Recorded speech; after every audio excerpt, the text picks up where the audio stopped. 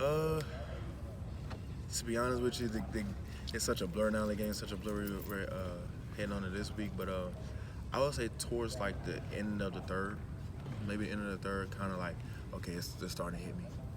Your guy who plays safety plays down that slot position sometimes. What is it about Justin that's tough to cover out of the slot? Justin, one thing about him, he makes every route look the same, and he's very agile, and he gets in and out of his breaks very quickly, very quick. He's an intelligent player. He knows what coverage you're in, and while he dissects it while he's running the route, so he knows if he needs to bend it if it's cover two, or if he needs to run away from the cover three safety. And just little things like that, and just like I said, he's very quick out of his breaks. With the offense going so fast and scoring at such a quick rate, y'all are on the field a lot sooner than you might have been in the past. Is that something y'all have needed to adjust to as a defense? We just need to get into shape just in general. But I think there's a lot of that. The offense is going really fast, and I commend them on that. But I think a lot of that is just us needing to get off the field. We put that a lot on ourselves just by tackling. If we were to tackle and get off the field, that's honestly more break time for us.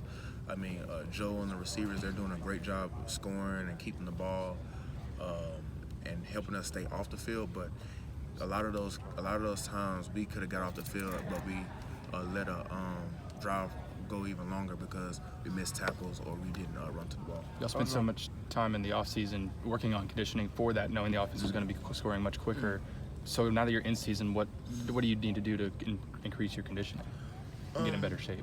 Coach O has he has the blueprint for that. Just how we practice. We practice fast. Everything is game speed. Coach O commends himself on practice being harder than the game, and we just need to go back to our roots. And when we do that, we'll be fine. Ogeron was talking about how y'all approached in pass rush, caging them and keeping Sam in. I mean, how do you feel like? How do you implement that? Like, kind of explaining what that means. With a quarterback like Sam, he's a heck of a runner. He can once he gets out of the pocket, he's a really huge threat. And by doing a cage rush, we're trying to limit him. We're trying to take one of his threats away.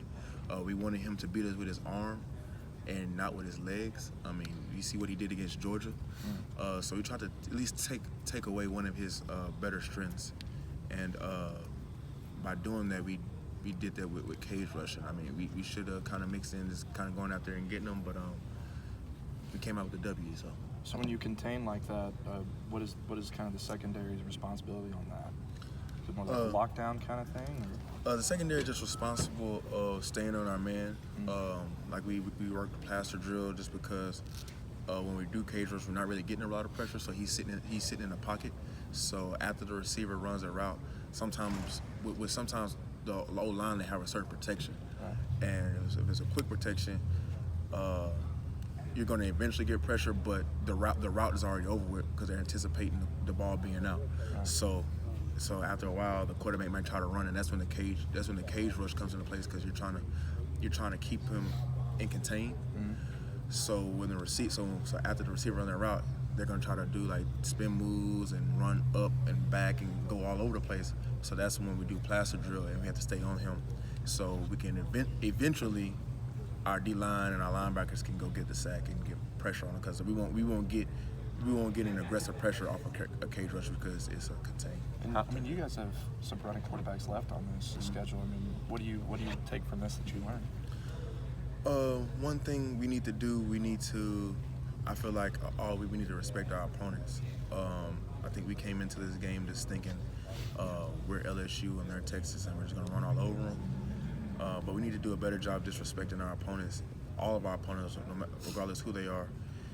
And just need to dissect them and just dissect their weaknesses, just like it was a top game. So I think if we really respected our opponent this week, I doubt that we would have some of the mess ups that we did. How does that manifest on the field? Like in a one-on-one matchup, or just like you're not taking the route as seriously? Or? It's just not. It speaks dividends on how you prepare Monday through Friday. When you're focused and you respect your opponent, you're actually in tune with what he's doing, the things that he's showing. But when you're just out there like, hey, I'm better than him, and he's not that good. You're not taking it as serious. And when it's time to get on the field on Saturday, things won't add up, and that's what we saw. Deep as a while, that's what we saw Saturday. I mean, that's why I think that comes from a lot of us missing tackles, missing busted coverages, and all stuff like that. But I think we know that we're going to change it. How did